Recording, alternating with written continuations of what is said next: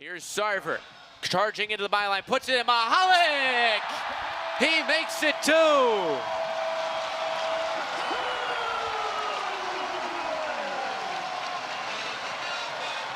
Mahalik back to form here in 2024, his 3rd goal of the season, his 2nd on the game, and the Hoosiers double their advantage.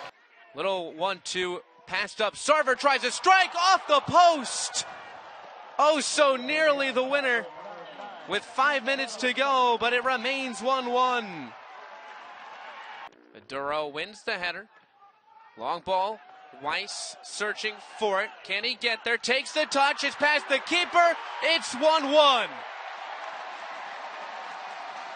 Justin Weiss. It took him a while to get on the score sheet in a Hoosier uniform. His 7th now of the season. It's game on. Now long ball forward looking for Weiss. Mahalik has a chance. Right-footed shot. It's 2!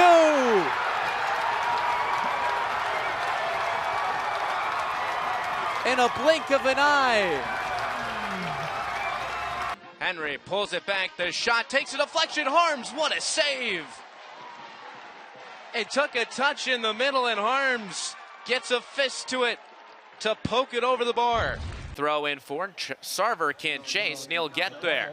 Has company from Orson, but his ball a little bit wayward. Stays with the Hoosiers through Elliott.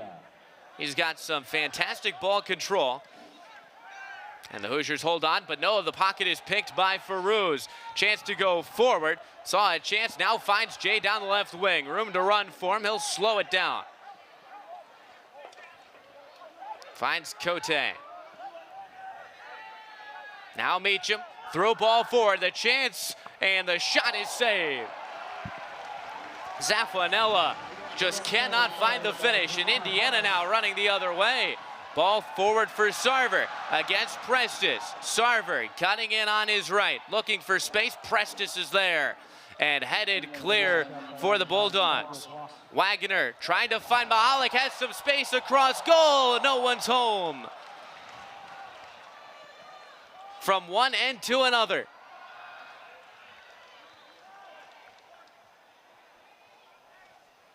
It's amazing how quickly Indiana can come back at you. It just looked like a moment ago, Yale had an opportunity to tie this game up. Great rebound from JT Harms. A long ball forward and taken away by Justin Harris. Again, this Yale back line has proved to be right up to the task. I mean, you look at Prestis on that shot by Sarver, sticking right on his man. Well, Yale's defense so far has bent a couple of times, but they have yet to break. The penalty kick could be the only thing you could point to, but they still have yet to give up, I'd say, a true goal in play. Working in for Indiana, ball cross to the back post. Mahalik's header down, and it's cleared away once again. That was Orson.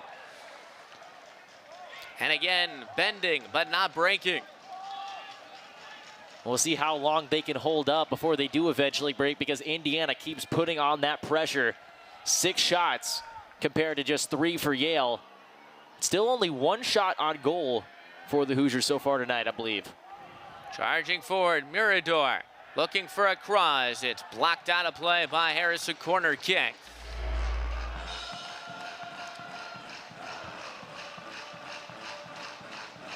Right into the chest of JT Harms on that shot a couple of moments ago. The first shot on goal for the Bulldogs. The Hoosiers might have a chance to get another one here on this corner kick, this time from the far side, the first time that that's happened so far tonight. 4 corners already for Indiana in this first half. Coaching staff making their call, and the X motion for Mahalik.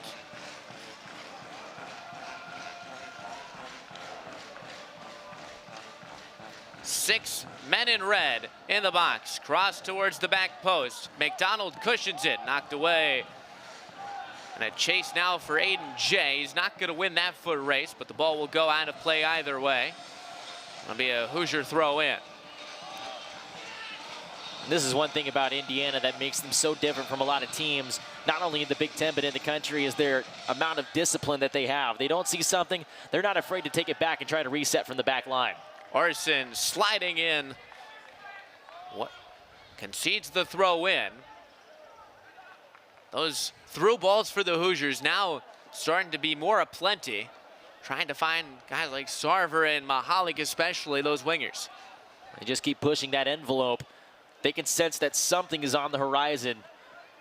They just have to strike gold and find it. Elliott queuing up a long throw in. Line drive shot, and it's headed out. Ball put back in, a skip right into the arms of Edwards. That can always be a little bit uncomfortable. And now he tries to release Jay, but it's cleared from Miller.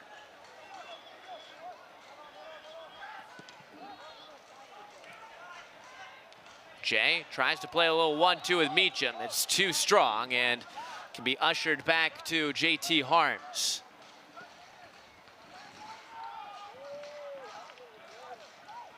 Good attacking action in this one so far. One goal, the penalty kick for Mahalik, the difference. Starting to see more frontline pressure from the Bulldogs, and that forces a wayward kick from JT Hynes. A little bit of pressure, that might be what the doctor ordered for the Bulldogs. On the other hand, the pressure now coming for the Hoosiers. A chance to run forward for Nessie. His ball is too strong for even the flash-paced Mirador. And yeah, at least for a brief moment, it seemed like as though they could start breathing a little bit as Indiana's continually put on pressure on their defensive half of the field. But just like that, Indiana takes it away, and all of a sudden, Yale tried to build from the back again. Not to say that Justin Weiss doesn't have good speed. He sure does, but adding in Mirador to the complexion with Sarver and Nessie, you're just asking for a track meet if you're Todd Yeagley. And the Bulldogs don't even have to face Collins Aduro tonight. Bundles of pace for Indiana. Nice move there by Meacham to hold on to the ball. Finds Zaffanella. Ball through for Ferruz. Takes him outside the area, though. His cut back is shepherded out by Jansen Miller.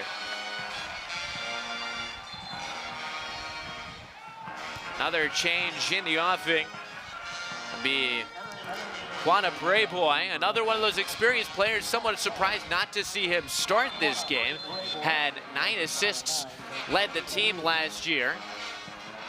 He's one of the few attacking staying points from the team that made it to the second round of the tournament last year. Yeah, he was a big reason for that. He recorded 8 assists in their last 7 games of the season. He was an integral part to the postseason success that Yale was able to have last year.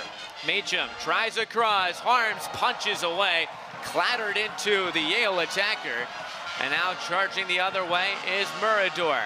Sarver trying to make a run, he does, has Harris for company. Mirador taken away by Prestis. Once again, strong from this experienced Yale back line. Knocked clear and can now be held up by the Hoosier midfield. Mahalik finds McDonald. Now Sarver. The overlapping chance. Cross put into the area. Nessie elevates. It's away from Mahalik, and a crucial header before it's brought back by Elliott to the far post. Sarver knocked away. It was Prestis again. Great defensive recovery by Yale. The Indiana fans again sensing something, but you have to keep giving credit to the Bulldogs. Watch right here, the anticipation.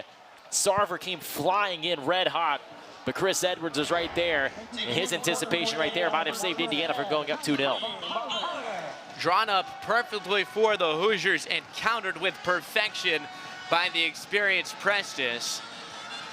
Again, we mentioned the spine of this team is the same as it's been for 4 years for Yale. Showing that there. Corner put in towards McDonald. Meacham gets his head to it. McDonald will usher it out for a throw.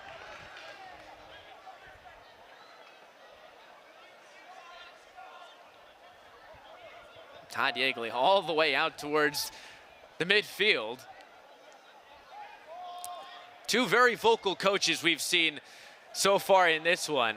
And again, with these set plays, you can just tell the coaching staff always at the front of their area, yelling out the commands. They really put emphasis on trying to get these set plays to work.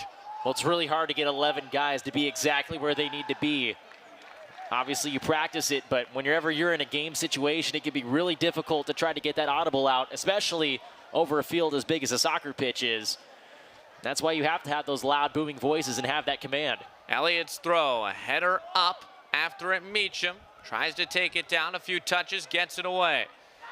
Brayboy back to him. Now Jay has an outlet, looking for some support. Doesn't have anybody ahead of him. Jay now into Cote. His long ball forward, skewing away, and gets away from Barger for his second. And he's able to put a nice turn to open up the space. Another guy who came on as a freshman last year, cemented a spot. Not easy to do for either of these two teams, the way that they rely heavily on their experienced guys. If you're a freshman, you have to be talented to break your way in. Exactly, but I would say more importantly than being talented, if you're a young guy, you have to be willing to learn. You know, these guys will show you the ropes if you're a young guy at the collegiate level, or really at any level of athletics. You have to be willing to learn and to take advice, so that way you can implement it forward. And then by the time you're an upperclassman, you can show the new guys who are coming in whenever you make it to that point the same reins that made you successful. Mahalik onto his left, tries a shot, that's high. Usually those are good on Sundays, but not in this instance. That'll be starting in just about a week, Alex. Starting in just about a week. The NFL coming back, college football's back, college soccer is back. Collegiate athletics, professional athletics, and high school athletics all coming back. It's an exciting time of the year. One of the best times, certainly, when everything's coming back together after a long break. You see, Yale has had some success against teams in the Big Ten, forcing OT. Again, they've had 2 wins against the Hoosiers as well, going much further back by a couple decades. It's amazing these two teams haven't met in 25 years. Indiana has since won 4 national titles. And including the year that these two teams last played, 1999, the Hoosiers won their 2nd consecutive national title and their 5th overall at the time. Just 3 losses that year for Jerry Yeagley's Hoosiers, and you look at what 2 of those losses were. Yale was one of them. St. Louis was a different one, and they've already played the Billikens this year. Another matchup that tends to come rather often for Indiana. Pressure coming from the Bulldogs. Testing the composure of the Hoosier back line as Miller launches forward. And certainly Miller is a very experienced case, but gotta feel when you see Josh Mayer, freshman out there starting in the back line, a tough place to start. If you're gonna start that front line pressure, feels like he's the guy you want to attack as a freshman. Exactly, especially when you're going up against a guy like Jansen Miller, who has a Big East Defensive Player of the Year award under his belt, whereas Josh Mayer is coming in being fresh legs out of high school. Now, obviously, he has some experience with playing high-level soccer, but not nearly as much as Miller might. While he's still a really good defender, maybe he might be shaking a little bit because he doesn't have that collegiate experience. Free kick for Yale. Zaffanello will stand over and he'll seed it off to Orson. Orson, the senior defender from Atlanta, Georgia, and now he seeds it. Chance to get all the bodies forward. There's just 2 minutes to go here in the first half. Certainly, the team wants to put something forward. Long ball in, gets away from Elliott. A chance for Orson at the far post, puts it back into the mixer, and it's cleared away well. Time dwindling in half number 1. 2 historic programs led by 2 top head coaches and plenty of elite talent.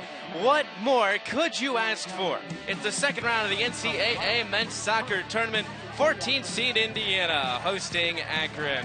Hello everybody, I'm Alex Hynes. Alongside me, Kevin Farrell. We'll hear shortly from Kara Adams. And Kevin, Indiana got the bye. Akron, they played in the first round against Princeton. The scoreline says 1-0, but they dominated that game full through. Yeah, Akron, one of the best scoring attacks in the entire nation, is pairs up against another one of the best scoring attacks in the nation in Indiana. An offensive game moving forward today. It should be a very fun one, Alex, and it's all going to start with Emilio Jaskalainen for Akron, and then for Indiana, Tommy Mahalik. But you see Jaskalainen leading not just his team, but the nation in goals scored. 23 goals, 8 assists. Quite the numbers to be putting up. Tommy Mahalik had just 2 goals a season ago, but a proven goal scorer in his career. The senior's got 10 this year. A big turnaround for Mahalik with plenty of supporting cast on either side. Plenty of offense, I think, to be had in this game, but we'll have a quick break. When we come back, lineups and kick from Bloomington. It's the second round on ESPN+.